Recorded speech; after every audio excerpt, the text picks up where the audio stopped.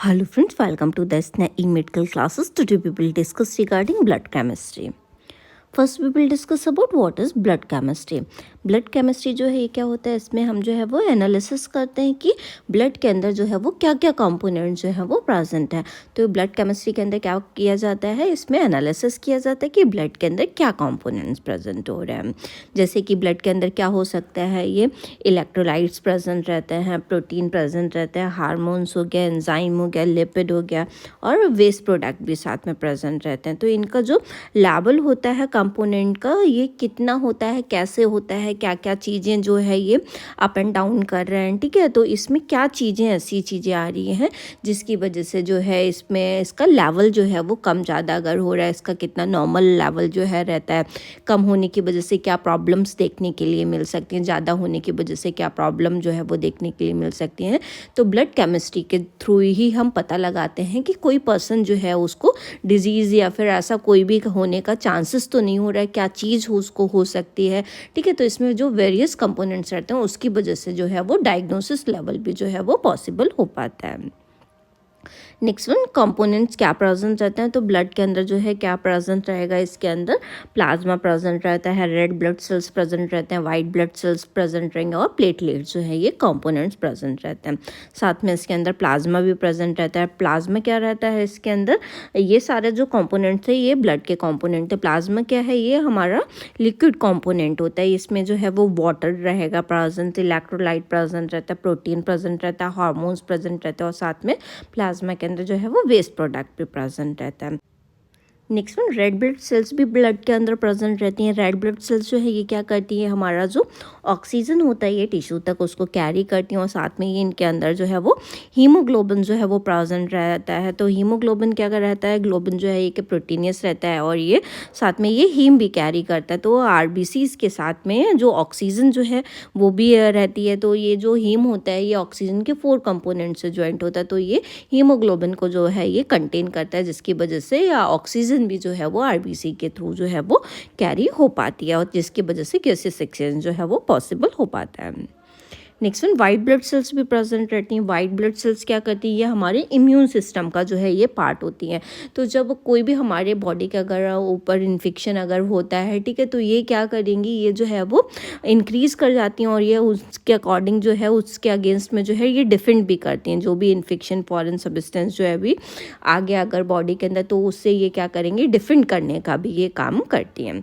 Next one, platelets भी present रहती हैं। प्लेटलेट्स क्या रहती है, ये जो है ये ब्लड क्लॉटिंग फैक्टर्स रहते हैं। इसके अंदर अगर कोई भी वुंड हीलिंग वगैरह हो रही है तो ये क्या करेगा, उसको ब्लड क्लॉटिंग फैक्टर, ब्लड जो है उसको क्लॉट कराने का काम करता है। तो ये प्लेटलेट्स भी प्रेजेंट रहते हैं ब्लड के अंदर। इलेक्ट्रोलाइट्स प्रेजेंट रहते हैं। इलेक्ट्रोलाइट क्या करती है, हमारा फ्लूइड बैलेंस जो होता है उसको मेंटेन करते हैं। हमारा नर्व फंक्शन जो होता है उसको प्ले करने के लिए जो है ये जो इलेक्ट्रोलाइट्स होते हैं कि जैसे सोडियम चैनल ब्लॉकर है, तो ये क्या करता है, हमारा कोई भी फ्लूइड का बैलेंस जो है उसको मेंटेन कराने का काम करता है, ठीक है। सोडियम के थ्रू जो फ्लूइड बैलेंस जो है वो एक्स्ट्रा सेल्यूलर इंटरसेल्यूलर हो पाए, ये इलेक्ट्रोलाइट बैलेंस जो है वो मेंटेन करवाते हैं, ठीक है। जैसे सोडियम हो गया, पोटेशियम हो गया, कैल्शियम हो गया, ये सारे इलेक्ट्रोलाइट्स क्या करते हैं, फ्लूइड बैलेंस जो है वो मेंटेन करवा रहे हैं। नेक्स्ट वन क्या है, प्रोटीन क्या है। प्रोटीन भी जो है वो ब्लड के अंदर एक कंपोनेंट रहती है, मेजर कंपोनेंट रहती है, जिसके अंदर जो है एल्बुमिन प्रेजेंट रहता है प्रोटीन में, ठीक है। तो ये क्या करती है, प्रोटीन जो एल्बुमिन होती है वो ऑस्मोटिक प्रेशर जो है वो सेल का प्रेशर जो होता है वो मेंटेन करती है और साथ में क्लॉटिंग फैक्टर्स भी इसके अंदर जो है वो प्रेजेंट रहता है। Next one, lipid. लिपिड क्या रहता है, लिपिड भी ब्लड के अंदर प्रेजेंट रहता है। ये क्या करेगा, ये ब्लड के अंदर प्रेजेंट रहता है एज किसके उस फॉर्म में प्रेजेंट रहता है, ये एज ए कोलेस्ट्रॉल और ट्राइग्लिसराइड के उसमें जो है ब्लड के अंदर प्रेजेंट रहता है। तो इसका कोई भी फैटी वगैरह चीज़ें जो है उसको बैलेंस मेंटेन करने का काम करते हैं, इसको हाई नहीं होने देना। अगर कोलेस्ट्रॉल का लेवल जो है अगर बॉडी के अंदर हाई हो जाता है तो various type of disease, heart problems वगैरह ये सारी चीज़ें जो है वो देखने के लिए मिलती हैं। तो ये एज ए डायग्नोसिस के लिए, एज ए डायग्नोसिस पर्पस जो है लिपिड का जो है वो बहुत ज़्यादा यूज़फुल होता है। नेक्स्ट वन क्या है, ग्लूकोज भी जो है वो प्रेजेंट रहता है ब्लड के अंदर। ये क्या करेगा, ये प्राइमरी एनर्जी का हमारी बॉडी के लिए सोर्स होता है। तो ये हमारा जो इंसुलिन वगैरह जो होता है उसको रेगुलेट करने के लिए जो है इंपॉर्टेंट रोल प्ले करता है।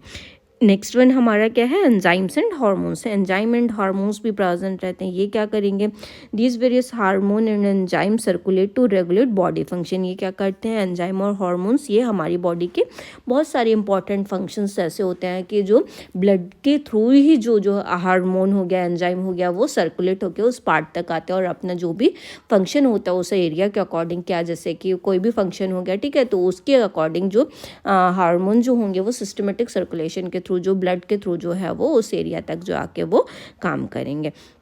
नेक्स्ट वन हमारे यूरिया और क्रेटिनिन हो गया। यूरिया और क्रेटिनिन क्या रहता है, ये जो है वो एज ए वेस्ट प्रोडक्ट जो रहते हैं और ये जो है वो ये ब्लड के अंदर ही प्रेजेंट रहते हैं। इनका एक लेवल तक होना सही होता है, लेकिन अगर ये ज़्यादा हो जाते हैं तो ये various kind of kidney disease जो है वो प्रॉब्लम क्रिएट कर सकते हैं, ठीक है। इवन अगर यूरिक एसिड वगैरह जो बॉडी के अंदर बढ़ जाता है तो ये बहुत टाइप के स्टोन्स भी जो है वो क्रिएट करते हैं। तो इनका ये क्या करेंगे, ये जो किडनी के थ्रू जो है वो वेस्ट प्रोडक्ट के एज ए जो है वो एक्सक्रीट आउट होके बाहर निकल जाते हैं। नेक्स्ट वन क्या है, लैक्टेट। लैक्टेट भी जो है वो प्रेजेंट रहता है ब्लड के अंदर। ये क्या करेगा, दिस एलिवेटेड लेवल में indicate issue with oxygen supply to tissue. अगर इसका लेवल जो है वो इंक्रीज हो गया तो ये क्या इंडिकेट करेगा कि जो ऑक्सीजन सप्लाई जो है टिश्यू के अंदर जो है उसमें कोई इशू आ रहा है, ऑक्सीजन जो है वो सही तरीके से सप्लाई नहीं हो पा रही है, तो उसको ये एज ए डायग्नोसिस पर्पज जो है वो लैक्टेट का यूज़ जो है वो किया जाता है। ये भी ब्लड के अंदर प्रेजेंट रहता है। Next one ब्लोरोबिन। ब्लोरोबिन भी जो है ये ब्लड के अंदर प्रेजेंट रहता है। ये क्या करता है, produce from the breakdown of haemoglobin. ये जो हीमोग्लोबिन जो है वो जब ब्रेकडाउन इसका होता है तो किस में होता है, ये ब्लोरोबिन लैब उसमें होता है। तो ये क्या करता है, ये जो इसका पूरा प्रोसेसिंग वगैरह जो होती है वो किससे होती है, लीवर से इसका प्रोसेस होती है। तो ये भी एक इम्पॉर्टेंट रोल प्ले करता है। अगर इसका लेवल जो है वो इंक्रीज़ कर जाता है तो जॉइंटिस वगैरह होने के चांसेस रहते हैं। और जो है ये जैसे ये हेपेटाइटिस वगैरह अगर किसी भी पर्सन को हो रहा हो तो उसमें भी इसका लेवल जो है वो इंक्रीज़ कर जाता है, जिससे कि इससे भी हम क्या पता कर सकते हैं कि पर्सन जो है वो हेल्दी है कि नहीं है। इससे लिवर का जो है वो पूरा कंपोनेंट जो है वो पता किए जा सकते हैं। नेक्स्ट वन क्या है, पीएच। पीएच भी क्या रहता है, ये हमारा इसके थ्रू जो है हम ब्लड को पूरा डायग्नोज करके इससे हम पता कर सकते हैं कि एसिडिक है या फिर अल्कलाइन है। तो ऐसी कोई भी मेटाबॉलिक हो रहा है कि यह जो है वो नहीं हो रहा है, कोई अल्कलोसिस वगैरह की, अल्कलाइनी की कोई कंडीशन हो रही है, तो इसके थ्रू जो हम वो पता कर सकेंगे। Blood pH is tightly regulated to maintain normal physiological function. जो ब्लड पीएच जो होता है ये किससे है कि बॉडी की फंक्शनिंग जो है वो सही चल रही है। कोई भी ऐसा तो नहीं है कि बहुत ज़्यादा एसिडिक इम्बैलेंस हो गया, ठीक है, एसिड बेस बैलेंस चल रहा है कि नहीं है, बेसिक तो ज़्यादा नहीं हो रहा है, ठीक है। तो ऐसे करके नॉर्मल पीएच है वहाँ का कि नहीं है ये पता किया जा सकता है। रेस्पिरेटरी का भी हम देख सकते हैं इसके थ्रू, और हम जो है वो हमारा किडनी जो बैलेंस करती है, मेटाबॉलिक जो होता है वो, उसको भी हम पीएच को देख सकते हैं। नेक्स्ट वन हम बात करेंगे normal values of blood component. कुछ नॉर्मल वैल्यूज़ की बात करेंगे, ब्लड कंपोनेंट में कौन सी इंपॉर्टेंट वैल्यूज़ रहती हैं उनकी हम बात करेंगे। तो फर्स्ट वन है हमारा आरबीसी। आरबीसी इसका अमाउंट जो रहता है वो मेंस के अंदर जो है वो 4.5 to 5.5 मिलियन सेल्स पर मिली इक्विवेलेंट पर लीटर जो है वो प्रेजेंट रहता है। नेक्स्ट वन वुमेन्स के अंदर ये 4.0 to 5.0 मिलियन सेल्स पर मिली इक्विवेलेंट जो है वो प्रेजेंट रहेगा।